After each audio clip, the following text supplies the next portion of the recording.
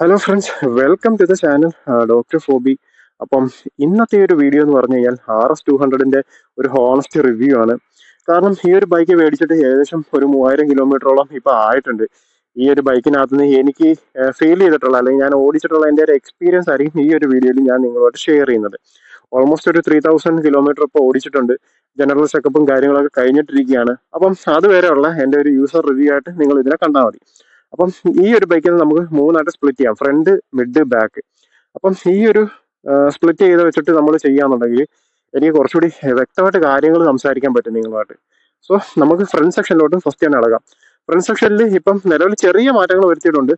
അതൊന്ന് വൈസറും പിന്നെ ഒന്ന് നമ്മുടെ മിററുമാണ്. കാരണം മിറർ ഫങ്ഷണൽ ആണ്, എന്നാൽ നമുക്കൊന്ന് ഫിൽട്ടർ ചെയ്യുന്ന ടൈമിൽ തട്ടുന്നതുകൊണ്ടാണ് ഞാൻ അത് മാറ്റിയത്. അതിൽ ചെറിയ കോംപ്രമൈസ് ചെയ്തിട്ടുണ്ട്, കാരണം അത് പഴയതിൻ്റെ അത്രയും ഫങ്ഷണൽ അല്ല. പക്ഷെ വിൻഡ് സ്ക്രീൻ അടിപൊളിയാണ്. ഒരു 110 വരെയൊക്കെ വിൻഡ് പ്രൊട്ടക്ഷൻ കിട്ടുന്നുണ്ട്. അപ്പം അത് ഞാൻ ചെയ്തൊരു മോഡിനകത്തുള്ള ഒരു കാര്യമാണ്. അല്ലാതെ നോക്കുകയാണെന്നുണ്ടെങ്കിൽ സെയിം ലുക്ക് തന്നെയാണ്, ഒരു മാറ്റവും ഇല്ല. 10 വർഷമായിട്ട് സെയിം ലുക്കാണ്. ലുക്ക് മാറ്റാഞ്ഞത് നന്നായി. അതുകൊണ്ടാണ് 2025-ലും ഞാൻ ഈ ഒരു ലുക്ക് ഉള്ളതുകൊണ്ട് തന്നെയാണ് എടുത്തത്. കാരണം പലരും ഇന്ന് ലുക്ക് മാറ്റി പണി മേടിച്ചിരിക്കുന്നുണ്ട്. 200cc സെഗ്മെന്റ് വാനിഷ് ആയിക്കൊണ്ടിരിക്കുന്നതൊക്കെയാണ് എനിക്ക് തോന്നുന്നത്. ലുക്ക് മാറ്റി പവർ ഷുഗേഴ്സ് ഒക്കെ സെറ്റ് ചെയ്ത് കൊണ്ടുവന്നെങ്കിലും ആൾക്കാർ കാണുമ്പോൾ ഒരു ഇമ്പോ കൂടി വെച്ചിട്ടാണല്ലോ വാങ്ങുന്നത്. അതുകൊണ്ടായിരിക്കണം അധികം ബൈക്കുകൾ 200cc അങ്ങോട്ട് ഈ ഒരു സെഗ്മെന്റിലുള്ള ഒരു ടൂറിംഗ് സ്പോർട്സിൽ അങ്ങോട്ട് ഇറങ്ങുന്നില്ല. എന്തായാലും നമുക്ക് ഫ്രണ്ട് സെക്ഷൻ നോക്കാം. ഫ്രണ്ട് സെക്ഷനിൽ വരുമ്പോൾ നേരത്തെ രണ്ട് പ്രൊജക്ടേഴ്സ് വന്നിരുന്നു, പക്ഷെ അത് രണ്ടും ഹാലജൻ പ്രൊജക്ടേഴ്സ് ആയിരുന്നു. ഇപ്പം അത് രണ്ടും ഡ്യുവൽ LED പ്രൊജക്ടേഴ്സ് ആയിട്ടുണ്ട്. അഡ്ജസ്റ്റബിൾ ആണ്. അതിന്റെ താഴെ ഒരു സ്ക്രൂ ഉണ്ട്. അത് വെച്ചിട്ട് നമുക്ക് ഇതിന്റെ പ്രൊജക്ഷനൊക്കെ കൺട്രോൾ ചെയ്യാൻ പറ്റും. തൊട്ട് മുകളിലായിട്ട് ഒരു ഐബ്രോ പോണൊക്കെ തോന്നിക്കുന്ന ഒരു രണ്ട് DRLs വന്നിട്ടുണ്ട്. അത് രസമാണ് കാണാൻ. കാരണം നമ്മൾ ബൈക്ക് സ്റ്റാർട്ട് ചെയ്ത് ഇന്ന ടൈമിൽ അതിങ്ങനെ കത്തി കിടക്കും. പിന്നെ അതുകൊണ്ട് ഒരു ഗുണവും കൂടി ഉണ്ട്. രാത്രിയിലൊക്കെ എവിടെയെങ്കിലും എഞ്ചിൻ ഓഫ് ചെയ്താൽ തന്നെയും സ്റ്റാൻഡ് വെച്ചിട്ട് എന്തെങ്കിലും ഒരു കല്ല് വല്ലതും എടുത്ത് വെക്കണമെങ്കിലും അത് യൂസ്ഫുൾ ആണ്. ബാക്ക് ലൈറ്റും കൂടി ഉള്ളതുകൊണ്ട്. സോ അത് കൊള്ളാം. പിന്നെ അതാണ് തന്നെ ഇതിന്റെ ഇൻഡിക്കേറ്റേഴ്സ് വരുമ്പോൾ 3 LED ഡോട്ട്, മറ്റേ ആ KTM-ലൊക്കെ കണ്ട ടൈപ്പ് സെയിം സാധനം തന്നെയാണ് വരുന്നത്. പിന്നെ ഫ്രണ്ടിലേക്ക് വരികയാണെങ്കിൽ ടയറിന്റെ സൈസ് മാറിയിട്ടുണ്ട്. ടയർ സൈസ് വരുമ്പോൾ നേരത്തെ 100 ആയിരുന്നു, ഇപ്പം 110 ആക്കിയിട്ടുണ്ട്.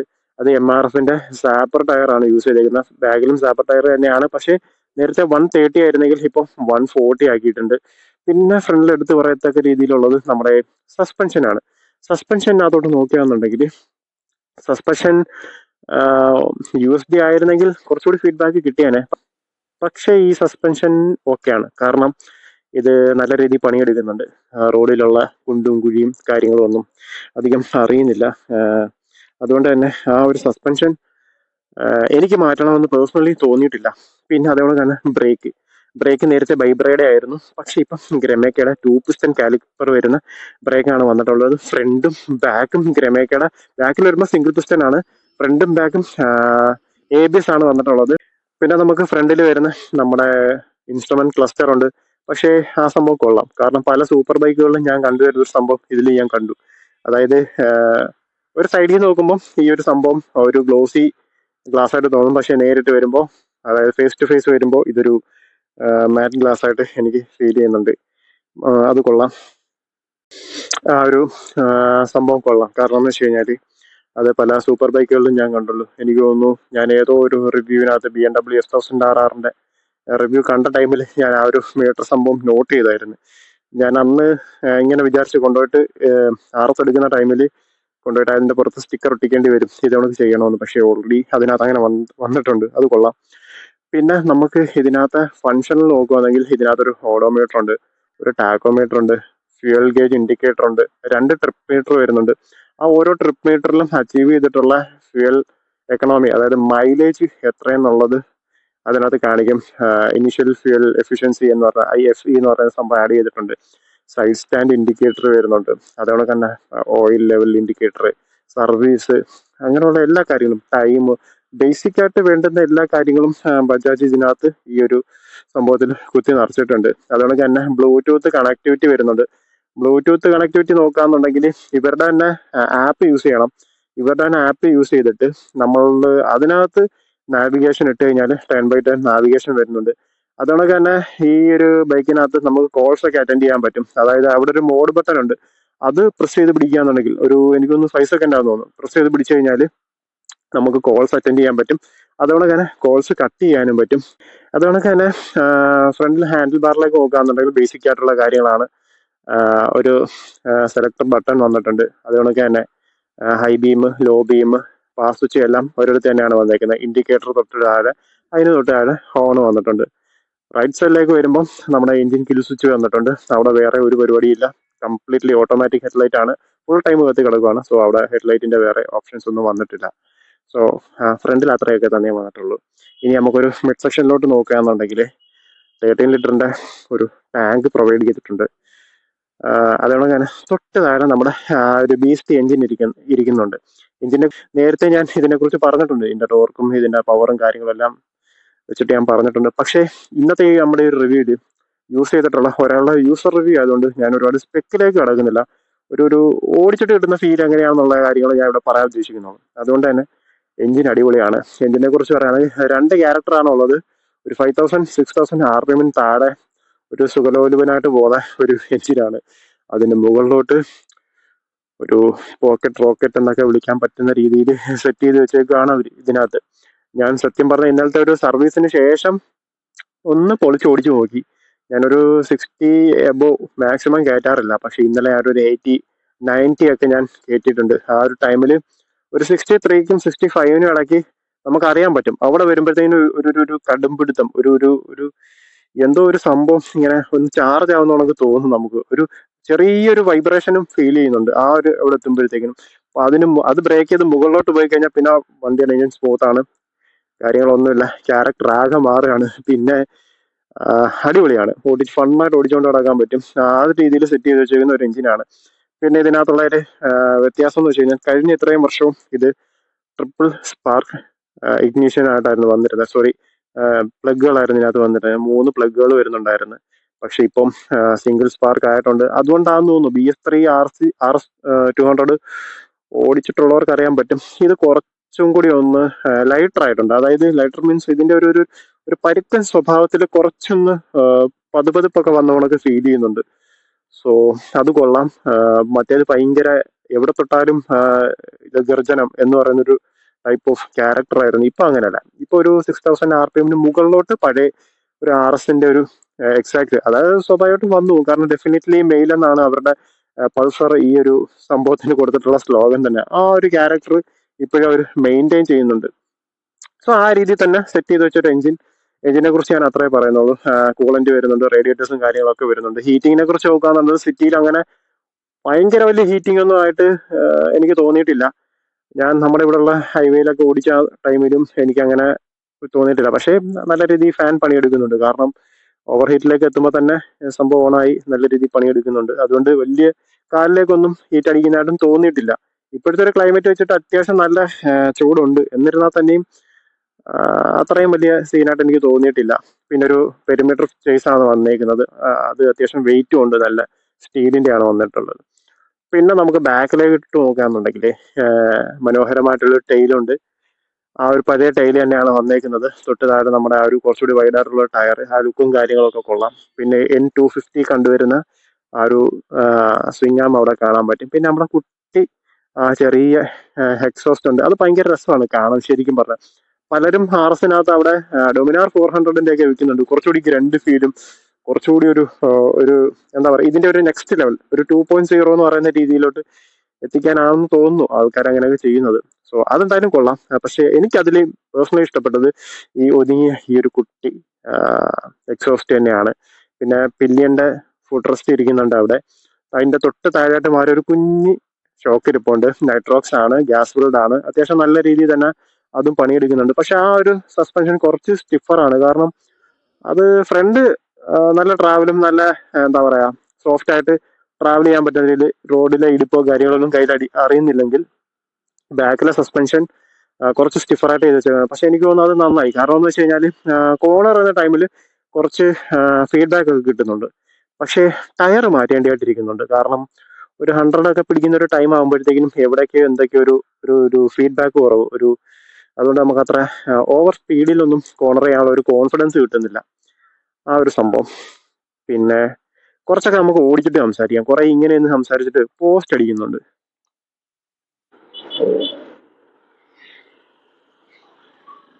ഓക്കെ,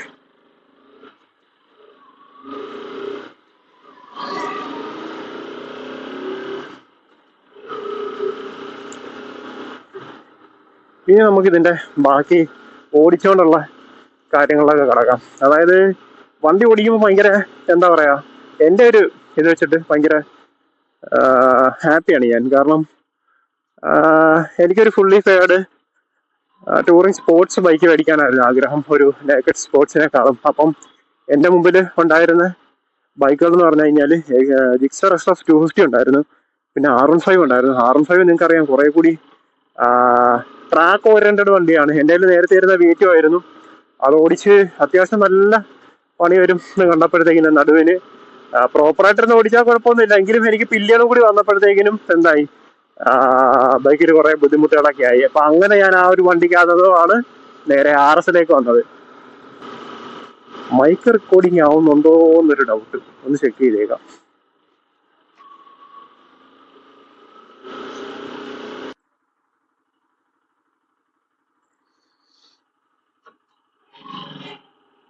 ഓക്കെ, മൈക്ക് റെക്കോർഡിങ് ആണ്. പിന്നെ അപ്പോൾ അങ്ങനെ R15 സ്പോട്ടിലെ വിട്ടു. നമ്മളെ പില്ലിയനും പറഞ്ഞു വേണ്ട, കുറെ കാലമായി, ഒന്ന് മാറ്റൂ എന്നൊക്കെ പറഞ്ഞ്. അങ്ങനെ R15 ക്രൈസ് ഉണ്ടെങ്കിലും അതെടുക്കാൻ പറ്റാത്ത സിറ്റുവേഷനിലേക്ക് വന്നു. അങ്ങനെ നേരെ ജിക്സർ SF 250 നോക്കി. ജിക്സറിനകത്ത് നോക്കിയപ്പോ അടിപൊളി എഞ്ചിനാണ്, നല്ല റിഫൈൻഡ് ആണ്. CBR 250R കഴിഞ്ഞ് പിന്നെ നമുക്ക് എടുക്കാൻ പറ്റിയ ഒരു ടൂറിംഗ് സ്പോർട്സ് പില്ലിയൻ സപ്പോർട്ട് കുറച്ചുകൂടി ഉള്ള ഒരു വണ്ടി എന്ന് പറയുന്നത് ജിക്സർ SF 250 ആണ്. കാരണം അപ്പാച്ചി RR3 ലിസ്റ്റിലുണ്ടായിരുന്നു, പക്ഷെ അതും കുറച്ച് സ്പോർട്ടി ആയതുകൊണ്ട് തന്നെ ലോങ് റൈഡ് അടിക്കാനുള്ള ഒരു ബുദ്ധിമുട്ട് തോന്നി.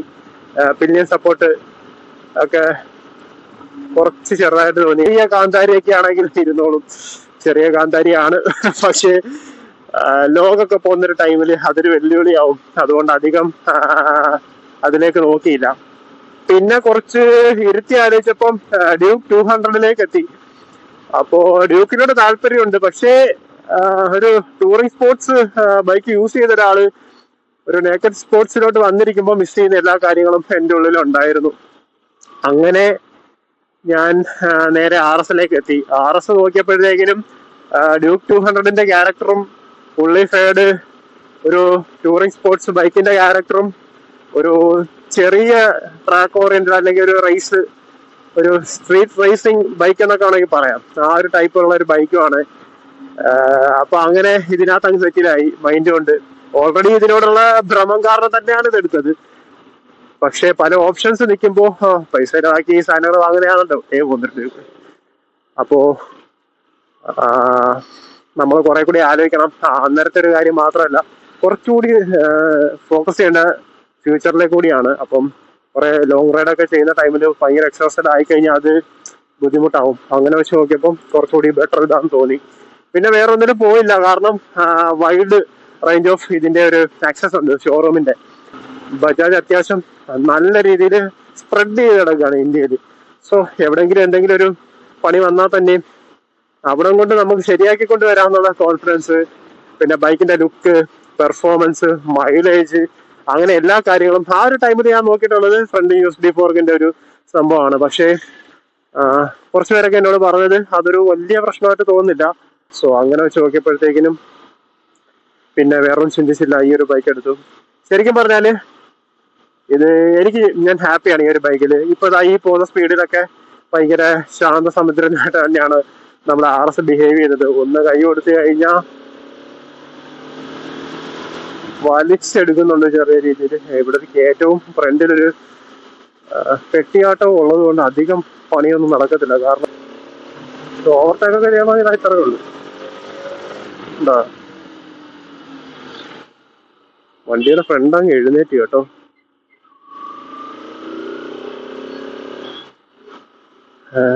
ഞാൻ അധികം സ്പീഡിൽ ഓട്ടിച്ച് പൊളിക്കുന്ന ഒരാളല്ല, അതുകൊണ്ട് തന്നെ എനിക്ക് സ്പീഡിൽ ഓട്ടിച്ച് റിവ്യൂ എടുക്കാൻ ബുദ്ധിമുട്ടുമുണ്ട്. അതുകൊണ്ട് തന്നെ ഞാൻ പറയാൻ വിട്ടുപോയ ഒരു കാര്യമുണ്ട്. അതായത് വേറൊന്നുമല്ല, നമ്മൾ ഇതിനകത്ത് റൈഡിങ് മോഡ്സ് വന്നിട്ടുണ്ട്. അതുകൊണ്ട് തന്നെ ഈ ഒരു ബൈക്കിന്റെ 3 റൈഡിങ് മോഡാണ് വന്നിട്ടുള്ളത്: റെയിന്, റോഡ്, ഓഫ് റോഡ്. അതായത് ഇതിനകത്ത് എഞ്ചിന്റെ സ്പെസിഫിക്കേഷനിലോ അല്ലെങ്കിൽ ഫീഡ്ബാക്കിലോ ഒന്നും ഒരു വ്യത്യാസവും ഇല്ല. എനിക്ക് ഫീൽ ചെയ്തിട്ടുള്ളത് ഇതിന്റെ ഒരു ABS-ന്റെ ഒരു ഇടപെടലിൽ മാത്രമേ ഉള്ളൂ. കാരണം റോഡിലിട്ട് കഴിഞ്ഞാൽ ഇപ്പം നമ്മൾ കണ്ടോണൊക്കെ തന്നെ വണ്ടി കുറച്ച് റിലാക്സ്ഡ് ആയിട്ടാണ് നിൽക്കുന്നത്. ഓഫ് റോഡിലിട്ട് കഴിഞ്ഞാൽ എനിക്കൊന്ന് ABS ഓഫ് ആവുകയാണെന്നൊരു ഡൗട്ടുണ്ട്. അല്ലാതെ എനിക്ക് പറയാനുള്ളത്, ബൈക്ക് അടിപൊളിയാണ്, ഒരു രക്ഷയില്ല, ഒട്ടുപുറകെ കയറും. 2 ക്യാരക്ടറാണ് ഉള്ളത്. ഞാൻ കുറെ കാര്യങ്ങൾ നേരത്തെ തന്നെ പറഞ്ഞിട്ടുണ്ട് അങ്ങനെയുള്ള. പിന്നെ വണ്ടി ഓടിക്കുന്ന ടൈമിൽ നമുക്ക് ഒരിക്കലും ഒരു ലാഗ് ഒന്നും ഫീൽ ചെയ്യത്തില്ല. ത്രോട്ടിൽ റെസ്പോൺസും കാര്യങ്ങളൊക്കെ അത്യാവശ്യം നല്ല രീതിയിൽ തന്നെയാണ്. മൈലേജ് ഫിഗേഴ്സ് നോക്കുകയാണെങ്കിൽ എനിക്ക് 37 ഒക്കെ കിട്ടുന്നുണ്ട്, മര്യാദയ്ക്ക് ഓടിക്കുന്നത് കൊണ്ട്. മര്യാദകേടായിട്ട് ഓടിച്ചു കഴിഞ്ഞാൽ മേ ബി ഒരു 35-നകത്ത് അല്ലെങ്കിൽ 35 ഒക്കെ കിട്ടത്തുള്ളൂ. പക്ഷെ എന്നിരുന്നാലും 35 ഉണ്ടല്ലോ, ഒരു പെർഫോമൻസ് ബൈക്ക് എന്നുള്ള രീതി വെച്ച് നോക്കുമ്പോൾ ഞാൻ ഓക്കെയാണ് ആ ഒരു മൈലേജിൽ.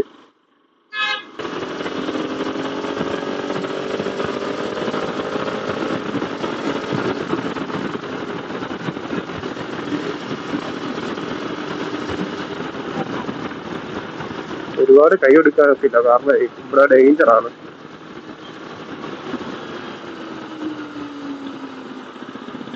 ബ്രേക്ക് പിടിച്ചപ്പോഴാണ് മനസ്സിലായത്. അതായത് ഈ ഒരു ബൈക്കിന്റെ 3 റൈഡിങ് മോഡാണ് വന്നിട്ടുള്ളത്: റെയിന്, റോഡ്, ഓഫ് റോഡ്. അതായത് ഇതിനകത്ത് എഞ്ചിന്റെ സ്പെസിഫിക്കേഷനിലോ അല്ലെങ്കിൽ ഫീഡ്ബാക്കിലോ ഒന്നും ഒരു വ്യത്യാസവും ഇല്ല. എനിക്ക് ഫീൽ ചെയ്തിട്ടുള്ളത് ഇതിന്റെ ഒരു ABS-ന്റെ ഒരു ഇടപെടലിൽ മാത്രമേ ഉള്ളൂ. കാരണം ഈ ഒരു വീഡിയോ ഇത്രയൊക്കെ തന്നെയേ ഉള്ളൂ. ഈ ഒരു വീഡിയോ നിങ്ങൾക്ക് ഉപകാരപ്പെടുമെന്ന് പ്രതീക്ഷിക്കുന്നു. ഉപകാരപ്പെടുകയാണെങ്കിൽ ലൈക്ക് ചെയ്യുക, സപ്പോർട്ട് ചെയ്യുക. See you next video guys. Take care, stay safe, by.